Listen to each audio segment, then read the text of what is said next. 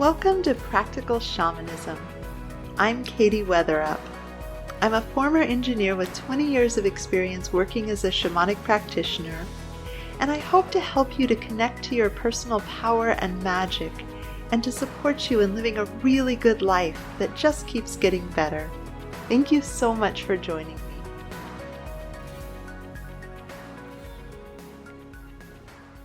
My guides gave me a very powerful protocol for unwinding addiction, and this is one of the things that I'm called upon to help with some of my clients. They've been smoking for a number of years and have never quite been able to kick it, or they're drinking more alcohol than they would prefer, or as in my case, sugar is really their thing a lot more than they wish it was.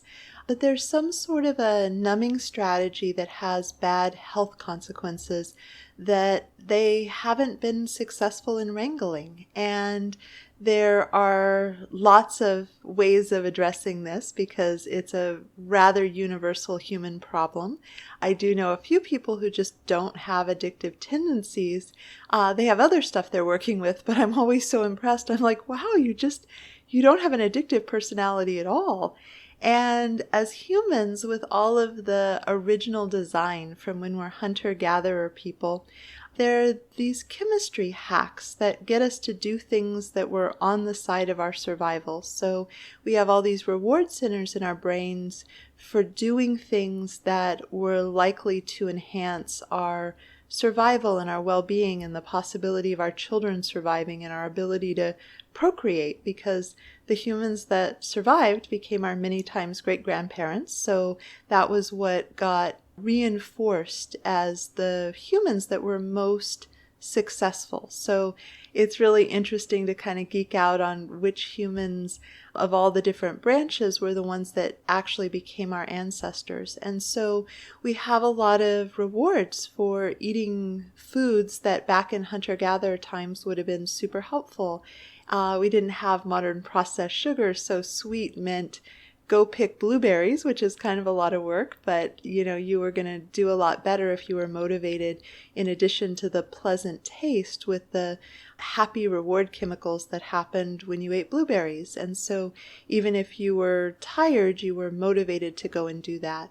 We have a lot of circuitry that's wired around connection and pleasure when people like us and approve of us and think well of us. And again, with humans, our ability to work together in tribes was absolutely vital to our survival. Humans have a very, very hard time surviving on their own completely without any kind of infrastructure or participation from other humans. And so we have a lot of reward chemistry. It feels really good when we feel connected. Very, very soothing to the nervous system, produces a lot of anxiety and anxiousness when we have social rejection. One of the things I find really interesting is social rejection will produce a lot of the same activation in the brain as physical pain. So if you burn your finger, there are some circuits that are like, ow, that physically hurts. But a lot of other circuits are exactly the same from burning your finger versus being socially rejected. And it's because there's a survival aspect that if you're not able to figure out how to not annoy the other humans to the point that they kick you out, your survival is going to be at risk. So one of the fascinating and complicated things about the modern world is that capitalism has figured out that there's big money in allowing people to hack their reward chemistry at will. And so we see this in all kinds of things. We see this in Facebook. It's hacking the reward centers of our brain, and they've worked the protocol over and over and over again to get that addictive engagement where it's not holistic sense of connection, but it pushes a lot of the fear of missing out and the connection and the status and just a whole bunch of our rewards chemistry and not so happy chemistry is caught up in that platform, which is why we might end up spending a little more time there than we're consciously intending for positive reasons of like, yeah, I really want to see my niece and nephew and hear what my sister's up to and my best friend from college. Oh, wow, her kids are graduating. Like, those are cool, positive things. I'm not wanting to vilify Facebook. Similarly, processed sugar, processed flour, alcohol, cigarettes, all of these things are custom tailored in a way that didn't exist to hack our reward chemistry. And so being able to back ourselves out of an addiction, it's just good to give ourselves some grace. Like, of course I do the thing. It feels really good.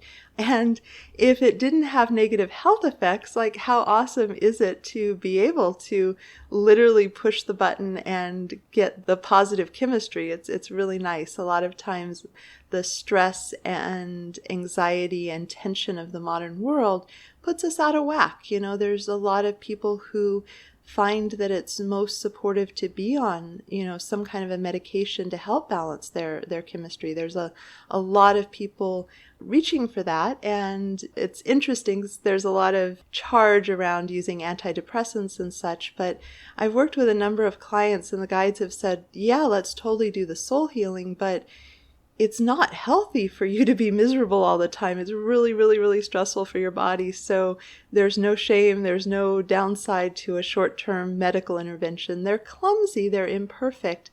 But having your brain chemistry out of whack is really hard. So people intuitively, even really, really young children have figured out that if they get an ice cream and they're working with the emotionality around gravity, knocking them down when they try to walk, and the fact that they wanted to play with this toy, but they have to share it with their brother and it's his turn, and, all the frustration of the no's and the restrictions and your body doesn't work right that come with being a toddler. But hey, if you can talk mom or dad into ice cream, you will feel better immediately. And so kids are figuring out the reward systems really, really early on. And if you have experiences of being in an environment where there were an authentic lack of needs met. So let's say your parents were particularly self-absorbed, and so they weren't mirroring you in a really holistic, magnificent way. You kind of got yelled at if you were a problem and ignored if you were doing the right thing. Or you were living with a lot of anxiety and tension because maybe the household was violent or verbally abusive. You lived in these kind of adverse conditions, then you would have been even more motivated to have some hacks of your biochemistry to even things out. So a lot of the things we're addicted to help with the chronic anxiety that people often have going on in the background. And as a complement to this, I'd love for you to check out my podcast on overcoming anxiety with shamanism, because that's a huge, huge piece of the battle. If you can wrangle your fight or flight system and get it to chillax, your ability to make headway on whatever you're addicted to is going to be massively, massively increased and supported. So often when it comes to addiction, we're sort of in an adversarial relationship with ourselves that kind of looks like the parent who knows that their toddler hasn't had enough protein for the day, really shouldn't have another serving of ice cream, probably going to create a big chemistry clash, and the toddler who's just absolutely committed with every fiber of their being to having the ice cream. And the tension that ensues between those points of view can involve tears or capitulation. And I have a lot of compassion for parents who are like, I need to not strangle my child right now. So even if ice cream isn't the right solution, it's the right solution for surviving this moment. My mom tells a funny story about understanding why people gave their children ice cream, because she gave us some one day and we just got quiet. Nobody was yelling. Nobody was demanding. We weren't squabbling with each other. And the profound relief of that, because she was, trying to really keep sugar minimal in our upbringing. And, she's like, oh, I get it. I get why people do this thing. So often we're playing that relationship out on the inside. And one of the places that I think we get into a lot of challenge is when we're at war with ourselves. And one of the things that I just want to offer about addiction is this is a strategy that you may want to consider employing if your addiction isn't having immediate life-threatening consequences. So this is sort of about how do you interrupt your addiction over time in a graceful way, in a collaborative relationship, which if you're really stuck and you have an urgent need for a change, may be the thing that you want to try.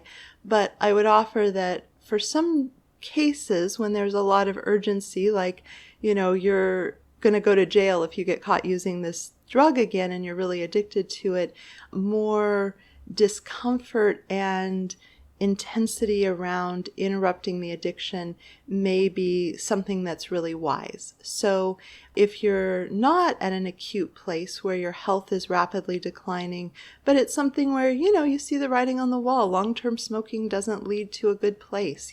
Lots and lots of alcohol takes a toll over time. So this protocol, again, is for somebody who doesn't necessarily have a huge urgency on it in that there are terrible consequences in the short term.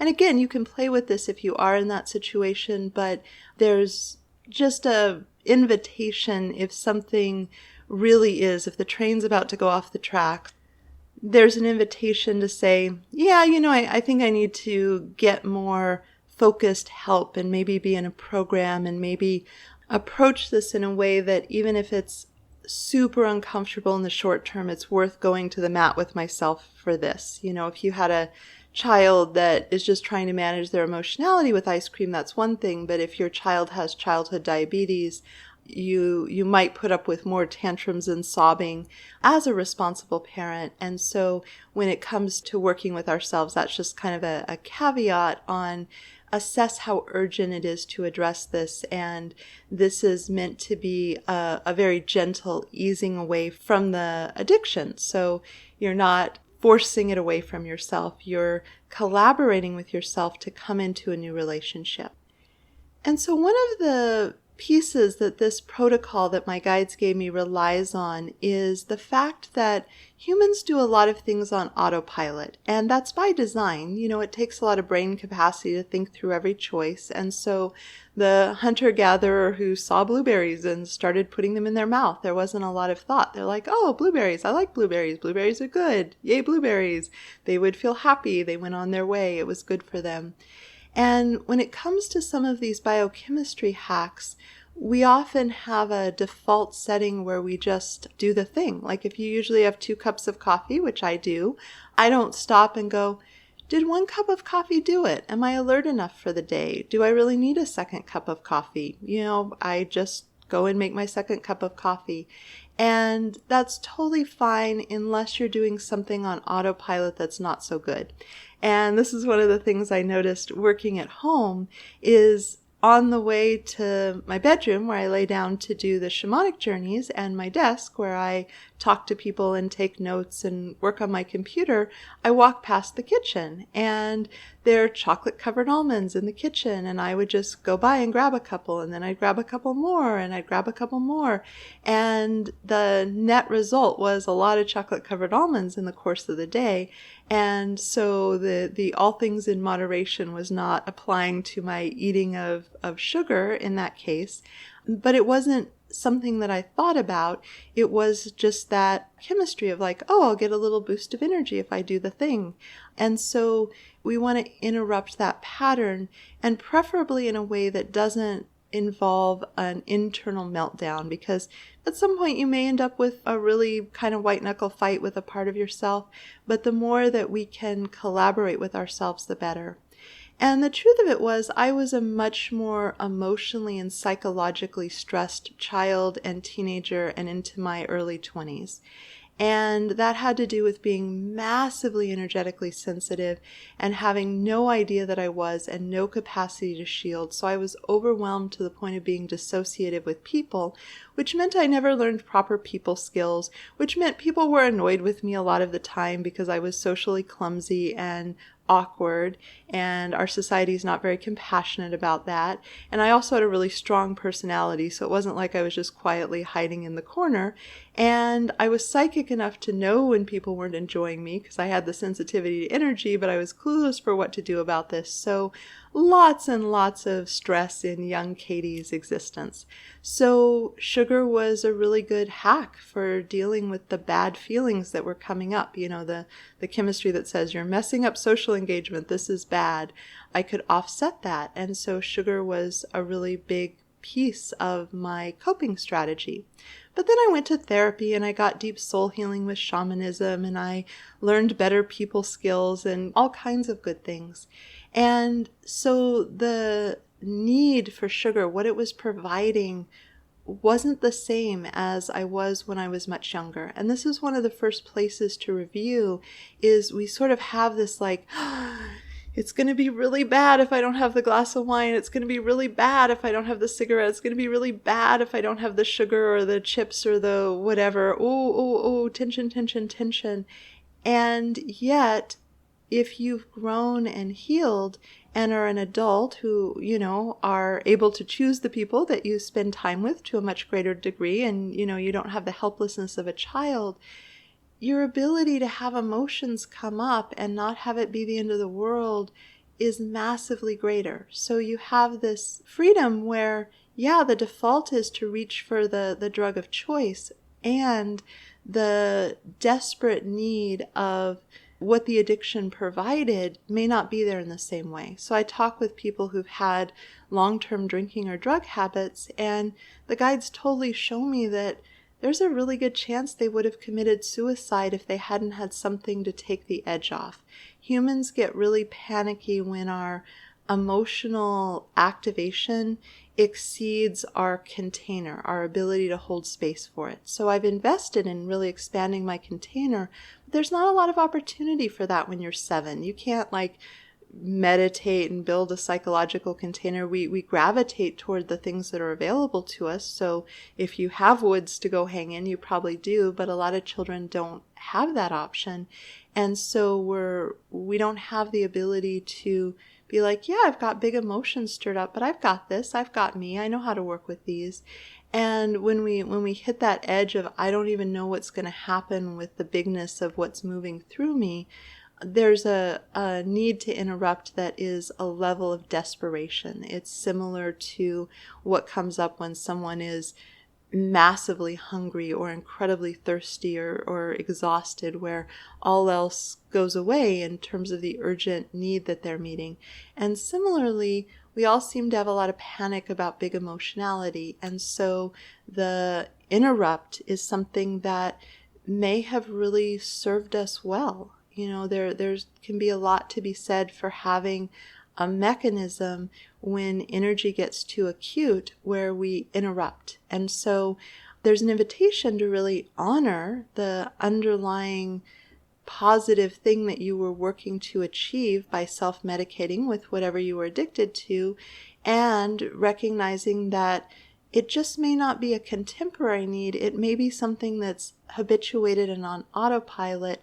And if you checked in with yourself, you might be like, for sure I would prefer the fill in the blank thing, but I'm not going to melt down if I don't get it. I'm not going to turn into a sobbing puddle on the floor. I'm not going to be non-functional. It'll be a little uncomfortable. I'll probably want it again 5 minutes later, but I've got this and I've got me. And I would invite you to check in with that. And if that's not true, if you're like, no, really, it is so emotionally acute inside of me that I feel like I would die if I don't interrupt the process, that's a different problem to solve. That's not an addiction problem. That's a emotional regulation and inner healing.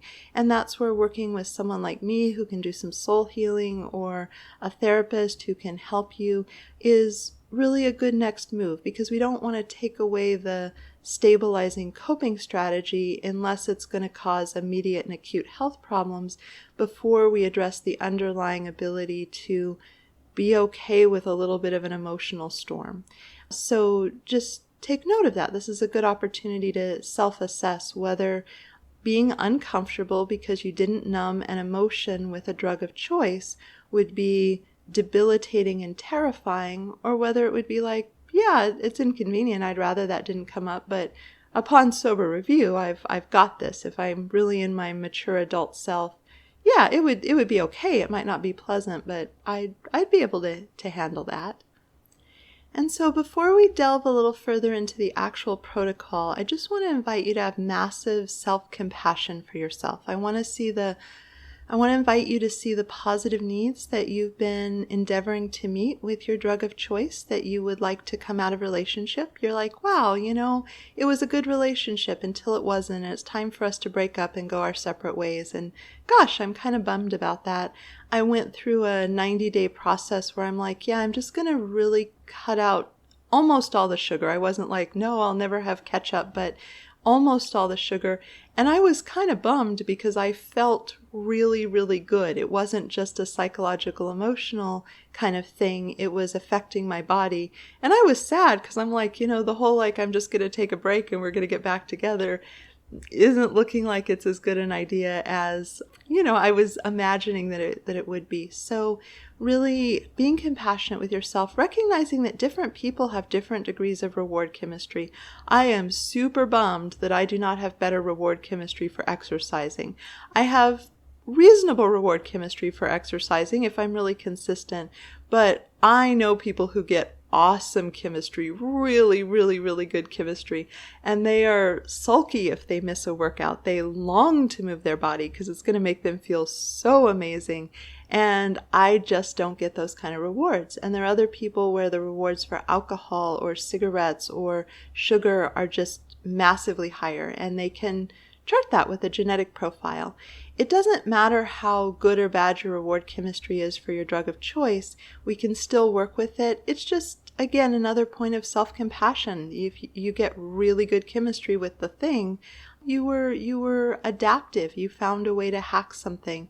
And it's just the complexity of the modern world where we have so much freedom to constantly numb our emotions. We have so much ability to constantly pull in a distraction or a chemistry hack, and a lot of things are being sold to us at very affordable prices that allow us to hack our chemistry, and that wasn't the environment that these reward centers developed in. So one of the things that I think is really interesting is people can have tension in their body, especially women, because we have diffuse awareness rather than single focus. So we're able to hear the donut in the break room calling our name, or hear the bag of chips in the kitchen, or whatever it is.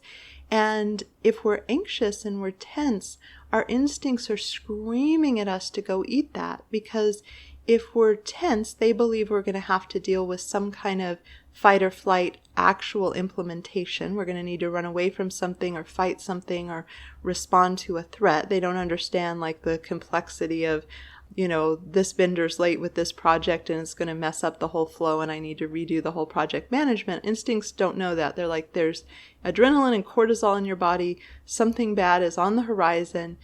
You've looked around at your situation. There isn't clear and present danger. There's just something bad happening in the background. And there's unclaimed food in the break room, so nobody in the tribe will be mad at you if you go and eat this. And you're not loading up on calories. You're insane. Go ye to the vending machine and get the candy bar. And you can see where the instincts are coming from. Humans lacked secure access to food. So the best thing you could do if there was unclaimed food, which was going to spoil anyway, and especially if things were stressful, was to eat it, for heaven's sake. So there's all this tension in your body that you seem to be doing a counter-survival thing from the point of view of the instincts. Meanwhile, your adult executive brain and cognitive functions are like, wait, no, that's not such a good idea. And then the bargaining kicks in. Well, I'll have the candy bar today, or just one more donut, or, and you're just trying to alleviate that tension, much like the parent going, all right, a little bit of ice cream, but you have to eat your broccoli. It's that exhaustion of being at war with a part of yourself that is incredibly loud inside of you, trying to meet a particular need. And our bodies get really addicted to chemistry, so they're really, really expecting the hit of something, and there's tension that arises if our body doesn't get what it's expecting. So I just want to encourage you to kind of see the bigger picture, because I think most humans wrestle with addiction, and most people wish they didn't wrestle with addiction, and they have this shame that they wrestle with addiction. So they end up looking at people who are dramatically more addicted than they are and pointing the finger like, you are the addicted one. Look at this person ruining their lives with heroin. And so there's a lot of societal shaming around addiction, which I believe is the shadow part, where if we really look ourselves in the eye, our ability to not go get a candy bar or grab a piece of chocolate or have that extra cup of coffee when we know it's exceeded what's good for us, where we cross out of moderation and enjoying a pleasure that our body has the baseline to withstand. If you're above baseline and a candy bar doesn't put you below baseline, it's not such a big deal.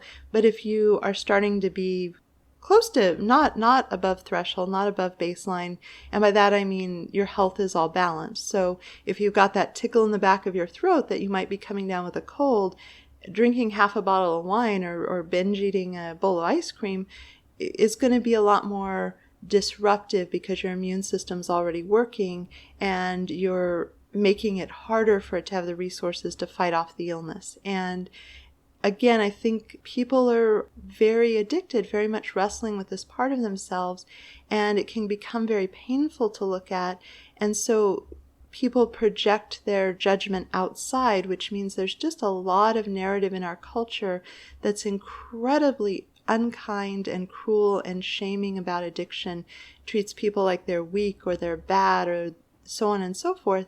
And it's not looking within and saying, well, where does addiction live within me? Where do I make, unbalanced choices? It's always possible to find somebody who's more out of balance than you pretty much wherever you are. There's somebody you could find who's so much worse, and it's a relief to judge them instead of judging yourself.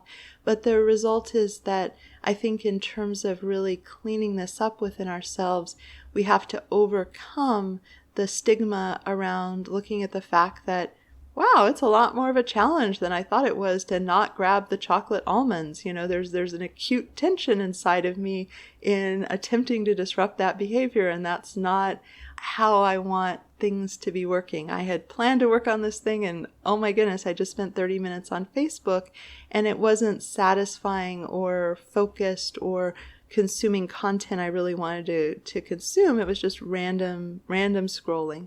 And there's nothing wrong with random scrolling if that's the mind rest that you have. But if you find that there's something that's disrupting something that matters to you, that's the place that it's good to go inside. And again, so much self-compassion with this. You want to get into your curiosity. What's actually true about my relationship to how much wine I drink? Where did I come by that honestly? What was I trying to deal with when I started that? What am I trying to avoid now in terms of emotional numbing or getting some pleasure in for the day that I had to do a lot of adulting, or whatever the reason is? Like, you want to be in your curiosity. And if there's shame that's been internalized, it's a lot harder to do this. So this is part one. In part two, I'm going to go into the actual protocol. I hope you'll bear with me, but it's a complicated issue, and understanding some of the context that, hey, you came by this honestly by getting human biology and being in a system of capitalism where, there's big money to be made in selling people the distraction that pleases them. And I'm not anti-capitalism, don't get me wrong. I love that I don't get paid in chickens, but it's just good to make sure you're in a relationship to capitalism that has it working on your behalf rather than some of the complicated places of the system not being as effective. So being able to manage your response to marketing and kind of break down what buttons are being pushed is a useful skill. I think it's a super important skill in the modern era. And so thank you so much for listening, and I hope that this really supports you in starting to just get some curiosity and some self-kindness around anything that you've set your mind to a behavior change and then haven't been able to quite get there.